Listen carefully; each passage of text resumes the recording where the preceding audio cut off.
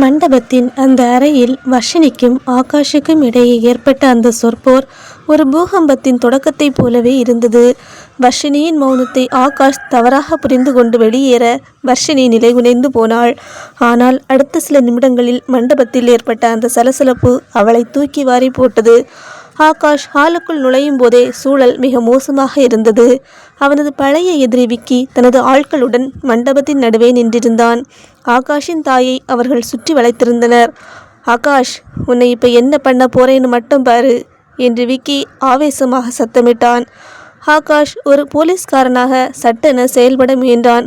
ஆனால் விக்கியின் ஆட்கள் நாலாபுறமிருந்தும் பாய்ந்து ஆகாஷை தடுத்து நிறுத்தினர். மண்டபம் முழுவதும் பதற்றம் தொற்றிக்கொண்டது. உறவினர்கள் அச்சத்தில் அங்கும் இங்கும் ஓடத் தொடங்கினர். நாற்காலிகள் சரிந்து விழும் சத்தமும் மக்களின் கூக்குரலும் அந்த இடத்தையே கதிகலங்க வைத்தது. சரியாக அந்த நெருக்கடியான நேரத்தில் யாரும் எதிர்பார்க்காத ஒரு திசையிலிருந்து உதவி வந்தது. மேல் தளத்திலிருந்து அஸ்வின் ஒரு வீரனைப் போல கீழே குதித்தான். உண்மையில் அஸ்வினுக்கு இது ஒரு பொன்னான வாய்ப்பு. இந்த இக்கட்டான சூழலில் ஆகாஷின் குடும்பத்தை காப்பாற்றினால் தான் அந்த வீட்டில் ஒரு நல்லவனாக மாற முடியும் என்பதை அவனது கிரிமினல் மூளை கணித்தது. டேய், என் தங்கச்சி கல்யாணம் நடக்கிற இடத்துல வந்து அராஜகம் பண்ணுறீங்களா?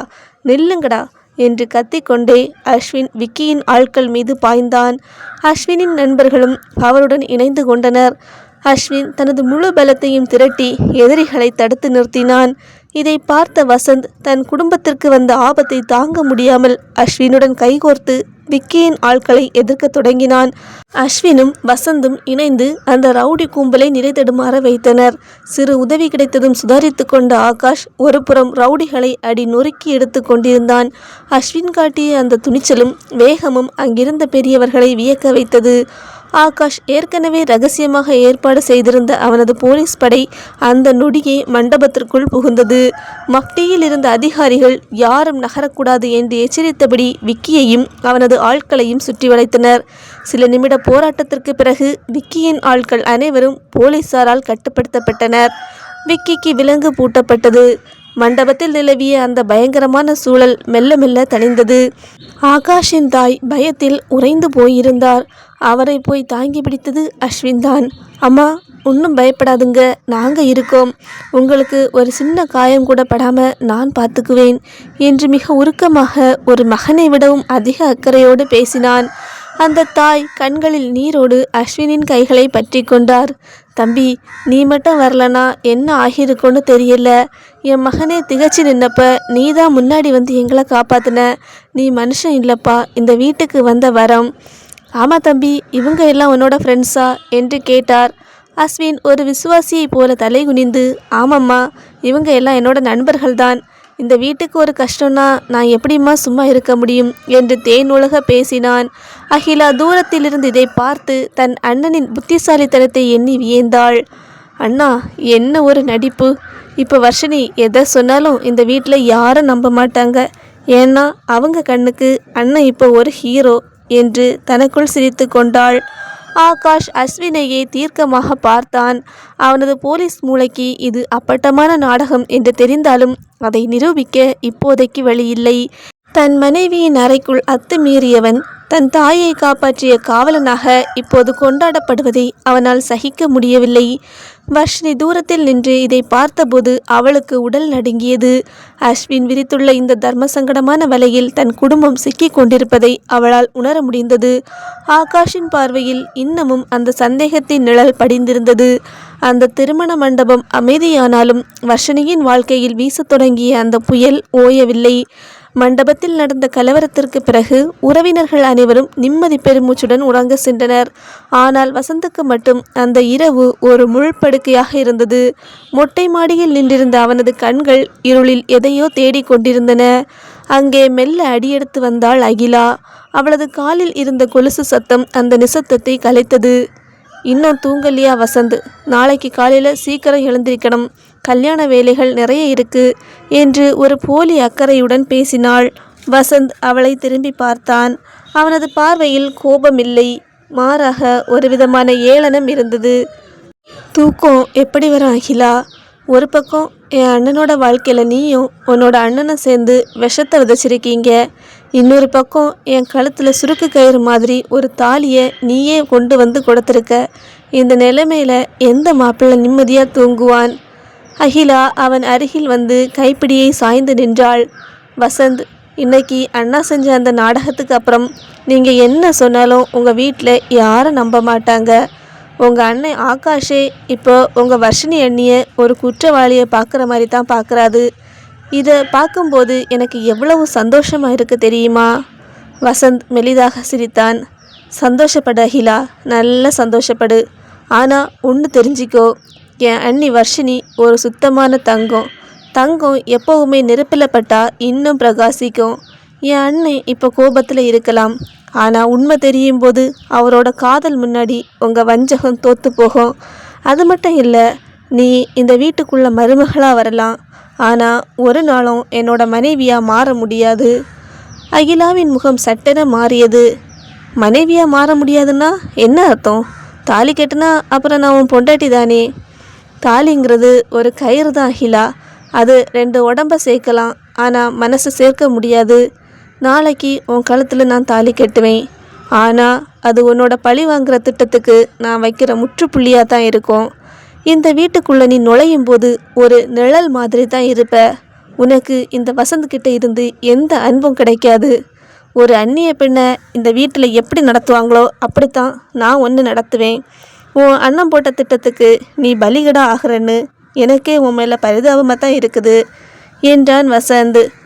அகிலா கோபத்தில் அவனது சட்டையை பிடித்தாள். பரிதாபமா? எனக்கு உன் பரிதாபம் எல்லாம் தேவையில்லை வசந்த். நான் இந்த வீட்டுக்கு வர்றது உன்னோட அன்புக்காக எல்லாம் இல்லை, உங்கள் எல்லாரையும் அணுவாக சிதைக்கிறதுக்கு தான். என் அண்ணன் பட்ட வலியோட கம்பேர் பண்ணும்போது உன்னோட வெறுப்பு ஒன்றும் எனக்கு பெரிய விஷயமே இல்லை. வசந்த் அவளது கைகளை மெதுவாக விலக்கி விட்டான். பார்க்கலாம் அகிலா, யார் சிதைக்கிறாங்கன்னு.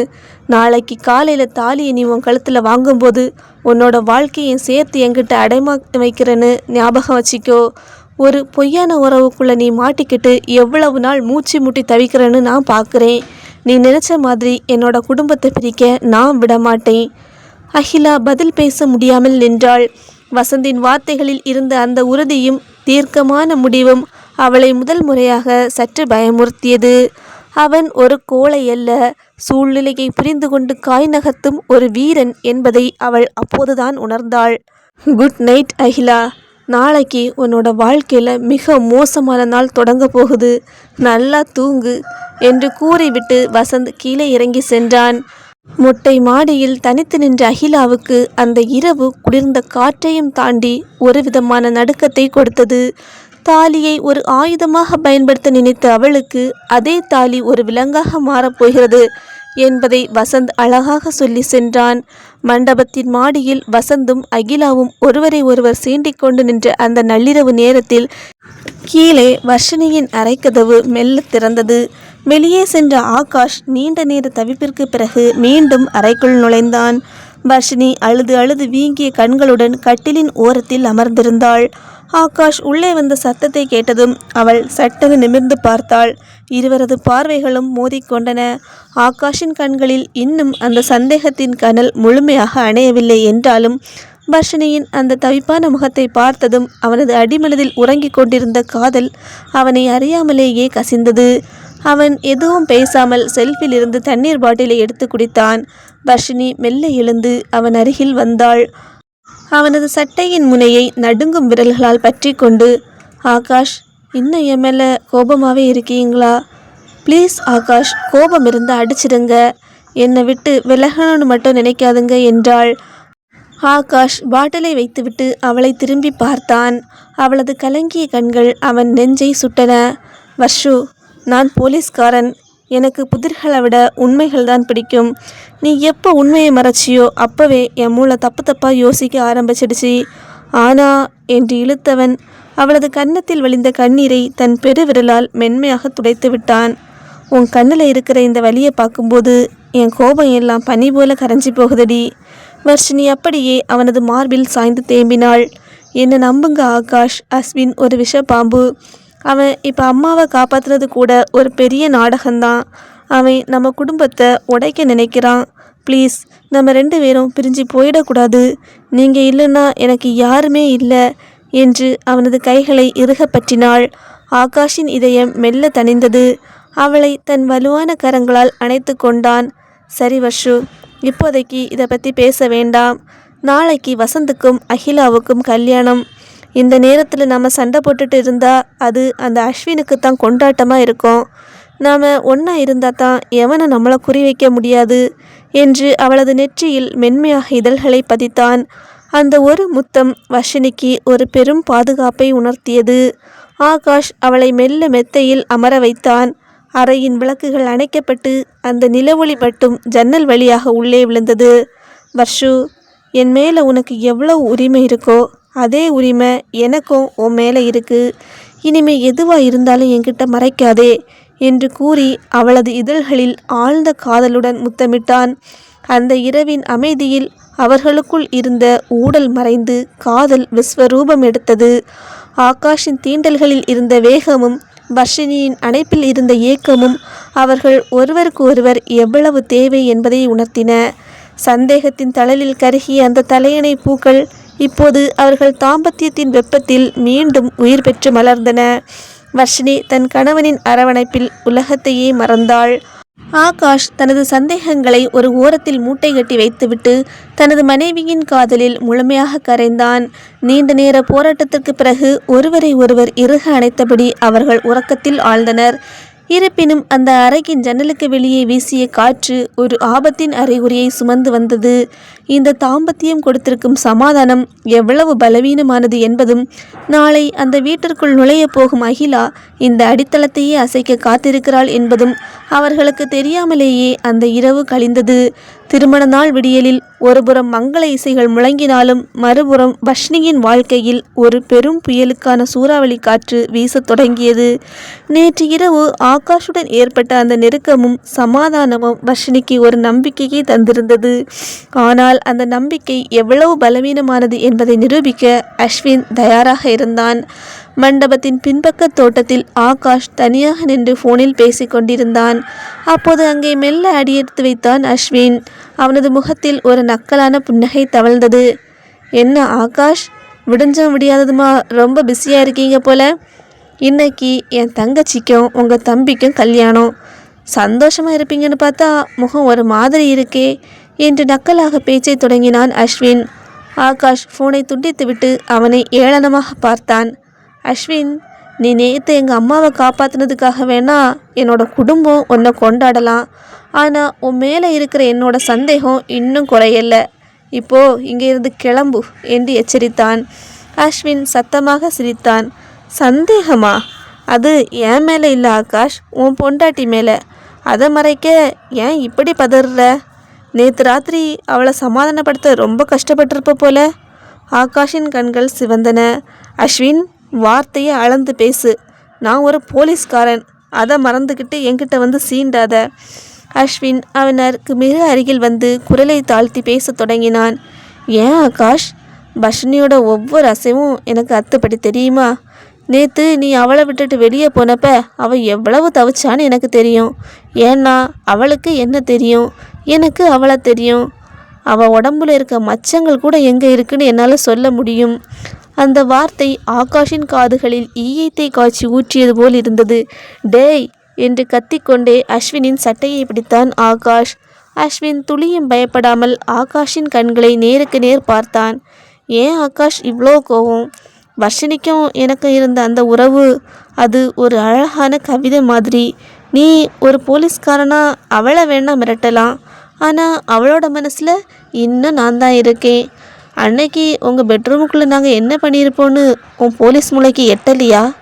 அவள் உங்ககிட்ட எதுவுமே சொல்லலையே, அது ஏன்னு நீ யோசிச்சியா? ஏன்னா அவளுக்கு என்ன பிடிச்சிருக்கு ஆகாஷ்? பொய், எல்லாம் பொய், ஆகாஷ் கத்தினான். ஆனால் அவனது கைகள் நடுங்கின. பொய்யா? வேணும்னா உன் பொண்டாட்டிக்கிட்டேயே கேட்டுப்பாரு. அவளோட கழுத்தில் நீ தாலி கட்டி இருக்கலாம், ஆனால் அவளோட ஒவ்வொரு மூச்சு காத்தும் என் பேரில் தான் இருக்குது. நேற்று ராத்திரி நீ அவ கூட இருந்தப்போ கூட அவ என்னத்தான் நினச்சிருப்பா என்று அஸ்வின் கூறினான். ஆகாஷ் ஆத்திரத்தில் அஸ்வினை ஓங்கி ஒரு குத்து விட்டான். அஸ்வின் கீழே விழுந்தான். ஆனால் அவன் முகத்தில் அந்த வெற்றி புன்னகை குறையவில்லை. அவன் வாயிலிருந்து வந்த இரத்தத்தை துடைத்து கொண்டே எழுந்தான். அடி ஆகாஷ், நல்ல அடி. காதலுக்காக இந்த அடி கூட வாங்கலனா எப்படி என்று கூறிவிட்டு வெற்றி களிப்புடன் நடந்து சென்றான். ஆகாஷ் அப்படியே சிலையாக உறைந்து நின்றான். அஸ்வின் சொன்ன ஒவ்வொரு வார்த்தையும் அவனது ஆண்மையையும் நம்பிக்கையையும் சிதைத்தன. திருமண மேளச்சத்தம் கேட்டது. ஆனால் ஆகாஷின் காதுகளில் அஸ்வினின் அந்த வஞ்சக சிரிப்பு மட்டுமே எதிரொலித்து கொண்டிருந்தது. திருமண மண்டபமே மங்கள வாத்தியங்களின் சத்தத்தில் அதிரத் தொடங்கியது. கெட்டி மேளம் கொட்ட முகூர்த்த நேரம் நெருங்கியது. சுற்றிலும் இருந்த உறவினர்கள் அட்சதையை கைகளில் ஏந்தி ஆவலோடு காத்திருந்தனர். வசந்த் மணமேடையில் ஒரு விதமான இறுக்கத்துடனும் தீர்க்கமான முடிவுடனும் அமர்ந்திருந்தான். அவன் அருகில் பட்டு சேலையில் பேரழகியாக, ஆனால் கண்களில் வஞ்சகத்தோடு அகிலா அமர்ந்திருந்தாள். தான் நினைத்ததை சாதித்து விட்டோம், இந்த வீட்டிற்குள் புகுந்து வர்ஷினியையும் ஆகாஷையும் பிரிக்கப் போகிறோம் என்ற மிதப்பில் அவள் இருந்தாள். ஐயர் கெட்டிமேளம் என்று உரக்க சொல்ல வசந்த் தாலியை கையில் எடுத்தான். அந்த மஞ்சள் கயிற்றை பார்த்தபோது அவனுக்குள் அஸ்வினும் அகிலாவும் ஆடிய நாடகங்கள் நிழலாடின. வசந்த் அகிலாவின் முகத்திற்கு மிக அருகில் குனிந்தான். மேல சத்தத்திற்கு இடையே அவள் காதுகளில் மட்டும் கேட்கும் வகையில் மிக மெதுவாக பேசினான். அகிலா, நான் உன்னை உண்மையாக காதலிச்சேன். நீ கேட்குறதுக்கு முன்னாடியே என் மொத்த வாழ்க்கையும் உன் காலில் வைக்க தயாராகிருந்தேன். ஆனால் நீயும் உன் அண்ணனை சேர்ந்து என் காதலை ஒரு பகடைக்காயாக யூஸ் பண்ணிட்டீங்கல்ல. அகிலாவின் முகத்தில் இருந்த அந்த போலி புன்னகை சட்டென மறைந்தது. அவள் அதிர்ச்சியுடன் அவனை பார்த்தாள். வசந்த் தொடர்ந்தான். உண்மையா ஒரு ஆளை யூஸ் பண்ணுறதுன்னா என்ன, ஒருத்தரோட வாழ்க்கையை நரகமாக்குறது எப்படின்னு இன்னையில இருந்து நீ ஒவ்வொரு நிமிஷமும் தெரிஞ்சிக்க போற. நீ பழி வாங்க இந்த வீட்டுக்கு வர்ற, ஆனால் உன்னோட ஒவ்வொரு பழி வாங்கலையும் ஓம் மேலேயே திருப்பி விட போகிறது இந்த வசந்த் தான். இனி உன் ஒவ்வொரு மூச்சும் என்னோட நிழலில் தான் இருக்கணும். அனுபவி. அகிலா ஏதோ பேச முற்படும் முன் வசந்த் ஆக்ரோஷமாக அவள் கழுத்தில் தாலியை கட்டி 3 முடிச்சுகளை போட்டான். அந்த முடிச்சுகள் அகிலாவின் கழுத்தை மட்டுமல்ல, அவளது சுதந்திரத்தையும் சேர்த்தே இறுக்கியது போல அவளுக்கு தோன்றியது. சுற்றிலும் இருந்தவர்கள் அட்சதையை தூவி ஆசீர்வதித்தனர். செல்லம்மாவும் சுப்பையாவும் மகிழ்ச்சியில் திளைத்தனர். ஆனால் வர்ஷினிக்கும் ஆகாஷுக்கும் மட்டும் அந்த தாலி கட்டும் காட்சி ஒரு பெரிய விபரீதத்தின் தொடக்கமாக தெரிந்தது. தாலி கட்டி முடித்ததும் வசந்த் அவளை பார்த்து ஒரு புன்னகையை உதிர்த்தான். அகிலாவுக்கு இப்போதுதான் உரைத்தது. தான் ஒரு வலையை விரித்தோம், ஆனால் அந்த வலையில் சிக்கியது தான் என்று. வசந்தின் கண்களில் இருந்த அந்த தீவிரம் இனி வரப்போகும் நாட்கள் அவளுக்கு ஒரு பெரிய போராட்டமாக இருக்கப் போகிறது என்பதை சொல்லாமல் சொன்னது. தூரத்திலிருந்து இதை பார்த்து கொண்டிருந்த அஸ்வின் தன் தங்கை அந்த வீட்டுக்குள் நுழைந்துவிட்ட வெற்றியை கொண்டாடினான். ஆனால் வசந்த் எடுத்திருக்கும் இந்த விஸ்வரூபம் அவனது திட்டங்களுக்கு பெரும் தடையாக இருக்கப் போகிறது என்பதை அவன் உணரவில்லை. திருமண சடங்குகள் அனைத்தும் ஒரு வழியாக முடிவுக்கு வந்தன. மங்கள இசை மெல்ல தனிய மண்டபத்தின் விருந்து அரங்கில் கூட்ட நெரிசல் அதிகமானது. நாகர்கோயில் திருமண விருந்து என்றாலே அது ஒரு தனி ராஜ உபசாரம்தான். வாழை இலை விரித்து வரிசையாக பரிமாற்றப்பட்ட பதார்த்தங்கள் மண்டபம் முழுவதும் மனம் வீச செய்தன. சூடான சம்பா சோறு, மணமணக்கும் தீயல், தேங்காய் அரைத்து ஊற்றிய அவியல், காரசாரமான இஞ்சி புளி மற்றும் தூக்கலான மிளகாய் வற்றல் குழம்பு என இலை நிறைந்திருந்தது. விருந்தின் சிகரமாக நெய் சொட்ட சொட்ட பரிமாறப்பட்ட பருப்பு குழம்பும் மணமணக்கும் பால் பாயாசமும் உணவினர்களை தித்திப்பில் திளைக்க வைத்தன. சுப்பையாவும் அஸ்வினும் முன்னின்று விருந்தினர்களை கவனித்து கொண்டனர். ஆனால் அந்த பந்தியில் அமர்ந்திருந்த ஆகாஷின் தட்டில் இருந்த உணவோ அவனுக்கு விஷமாக தெரிந்தது. அஸ்வின் காலையில் சொன்ன அந்த தரக்குறைவான வார்த்தைகள் அவனது காதுகளில் ரீங்காரமிட்டு கொண்டே இருந்தன. மாலையில் அனைத்து சடங்குகளும் முடிந்து சுப முகூர்த்த வேளையில் அகிலா மருமகளாக புகுந்த வீட்டிற்கு அழைத்து வரப்பட்டாள். வீட்டின் தலைவாசல் முன் செல்லம்மா ஆரத்தி எடுத்து வரவேற்க காத்திருந்தார்.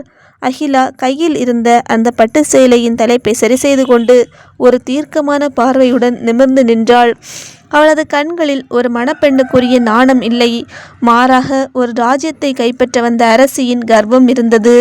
வா மருமவளே, வலது காலை எடுத்து வச்சு உள்ளவா என்று செல்லம்மா அன்போடு அழைக்க அகிலா தனது வலது காலை எடுத்து வைத்து அந்த வீட்டிற்குள் புகுந்தாள். அந்த நொடி அந்த வீட்டின் வாசல் அதிர்ந்தது போல வர்ஷினிக்கு தோன்றியது. சிறிது நேரம் கழித்து உறவினர்கள் புடைசூழ வசந்தின் வீட்டு வரவேற்பறையில் பால் பழம் கொடுக்கும் அந்த மங்கள சடங்கு தொடங்கியது.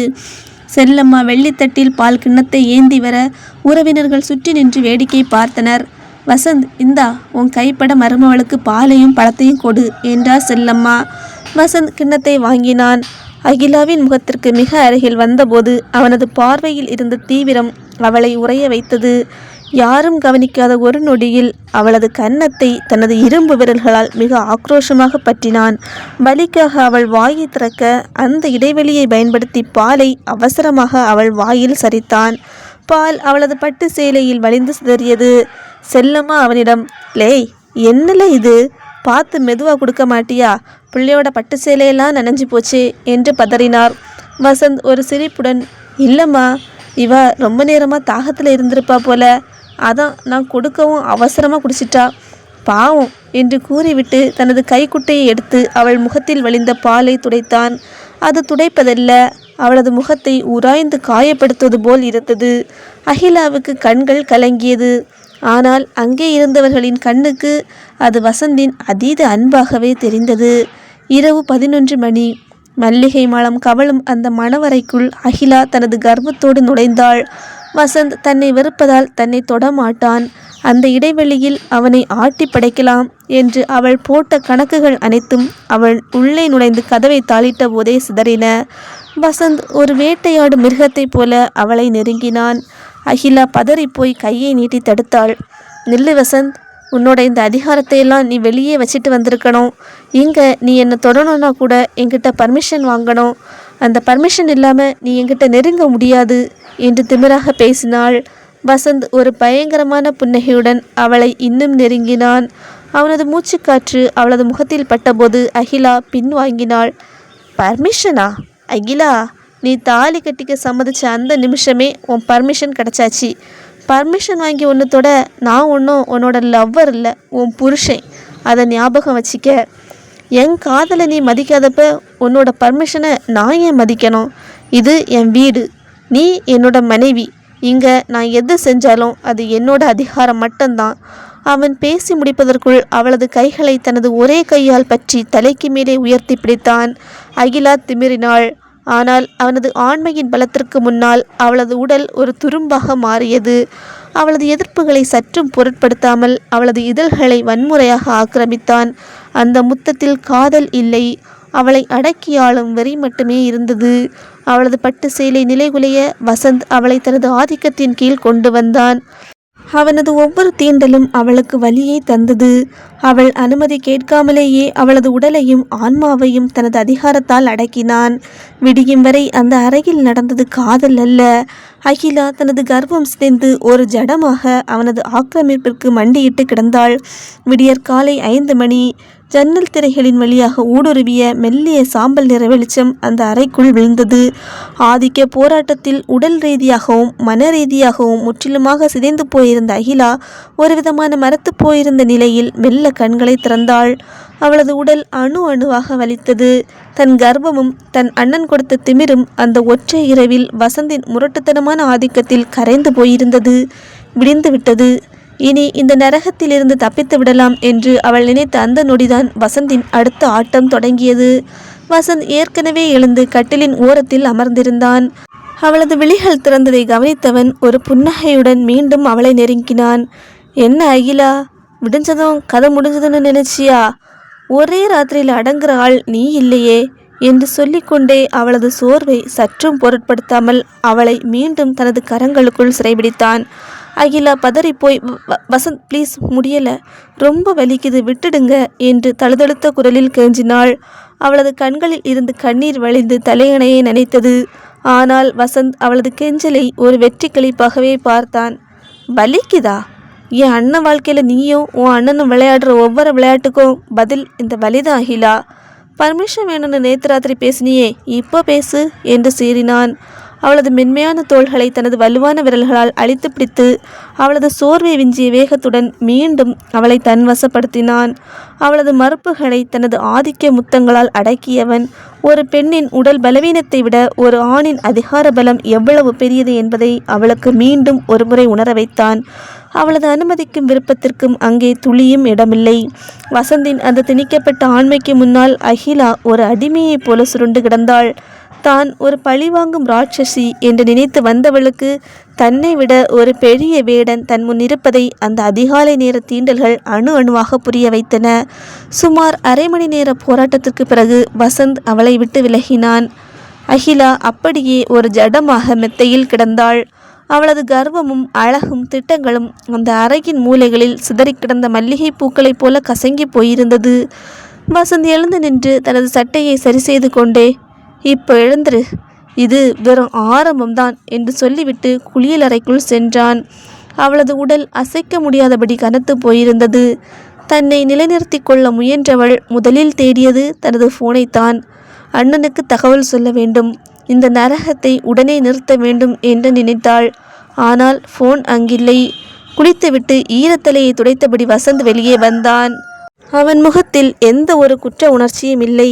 மாறாக ஒரு வேட்டைக்காரனின் தெம்பு இருந்தது. அகிலா தன் உடல் வலியையும் மீறி எரியும் கண்களுடன் அவனிடம் பேசத் தொடங்கினாள். வசந்த், என்னை பற்றி தெரிஞ்சும் நீ என்கிட்ட விளையாடிட்ட. இதை நான் சும்மா விட மாட்டேன்டா. நம்ம நிச்சயதார்த்தம் எப்படி நடந்துச்சுன்னு உனக்கு மறந்து போச்சா? நீ என்னை கஷ்டப்படுத்துகிற ஒவ்வொரு நிமிஷமும் உன் குடும்பத்துக்கு நீ ஆபத்தை தேடிக்கிறன்னு அர்த்தம். நீ என்னை இங்கே அடக்குன விஷயம் அண்ணனுக்கு தெரிஞ்சா உன்னை உயிரோடவே விட மாட்டாரு. இனி உன் வீட்டில் ஒவ்வொரு நாள் அழுக சத்தம்தான் கேட்க போகுது பாரு. வசந்த் அவளது ஆவேசத்தை கேட்டு சத்தமாக நக்கலாக சிரித்தான். அந்த சிரிப்பு அந்த அறையையே அதிர செய்தது. சட்டென அவளை நெருங்கியவன் அவள் மீண்டும் பேசுவதற்குள் அவளது இதழ்களை தனது வன்முறையான முத்தத்தால் சிறைபிடித்தான். அவளது திமிரலை தனது பலத்தால் அடக்கிவிட்டு விலகியவன் மீண்டும் சிரித்தான். இந்த வாய்தனடி பேசுச்சி, இனி பேசு பார்ப்போம். இந்த வசந்த பார்த்தா உனக்கு என்ன கேன மாதிரி இருக்கா? ஏண்டி, இத்தனை பிரச்சனை இருக்குன்னு தெரிஞ்சும் ஒருத்தன் உன்னை தாலி கட்டி பொண்டாட்டியாக ஏற்றுக்கிறான்னா அவன் எவ்வளோ பெரிய திட்டம் போட்டிருப்பான்னு யோசிக்க கூட உனக்கு மூளை இல்லையா? அவன் அவளது கழுத்தை ஒட்டி மீண்டும் நெருங்கினான். அவனது மூச்சு காற்று அவளை மிரட்டியது.